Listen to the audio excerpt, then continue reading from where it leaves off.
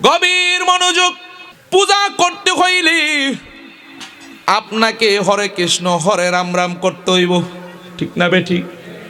আপনাকে বিভিন্ন নারকেল ফাটাইতে হইব, আর অনেক কিছু তাদের নিয়ম কানুন আছে না নাই? কিন্তু আমরা যখন আল্লাহর ওলিদের মাজারের কাছে যাই, তখন আমরা সর্বপ্রথম পড়ি আসসালামু আলাইকুম ইয়া আহলাল কুবুর, আসসালামু আলাইকুম ইয়া আল্লাহর ওলি। কথা বলেন ঠিক কি না? সালাম দেওয়ার পরে আমরা সূরা ফাতিহা পড়ি, সূরা ইখলাস পড়ি, সূরা নাস পড়ি, চার কুল পড়ি, আয়াতুল কুরসি পড়ি।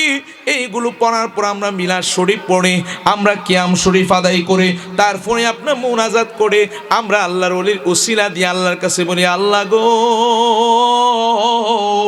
কাজী মোহাম্মদ ফজলুল হক শাহ রহমতুল্লাহ উসিলা, সাফাল উদ্দিন শাহ রহমতুল্লাহ উসিলা, কাজী আব্দুল আলী শাহ রহমতুল্লাহ উসিলায় আল্লাহ আপনি আমাদের জীবনের গুনাহ মাফ করে দেন। কথা বলেন ঠিক কি না?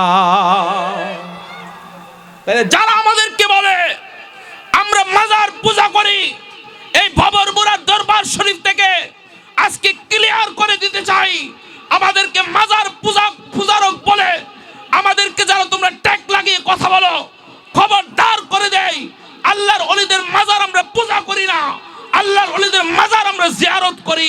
দুই হাত তুলে বলতে হবে, ঠিক না বেঠিক? নারে তাকবীর, নারে রিসালাত, নারে গাউসিয়া, বাবের মুরা দরবার শরীফ। এই সমস্ত সমাজের মধ্যে কিছু আছে, কথা বলে ঠিক না বেঠিক? ঠাস করে কিছু লোকে বেদাতি, কিছু লোকে ভণ্ড, কিছু লোকে মাজার পূজারি। এটা কর কি? আমরা মাজার জিয়ারত করি আর আমরা মাজার পূজারি, আর তোমরা জানি মাজার প্রসাদ খাও। কেউ দেখছেন না বুঝে আপনার এইটা?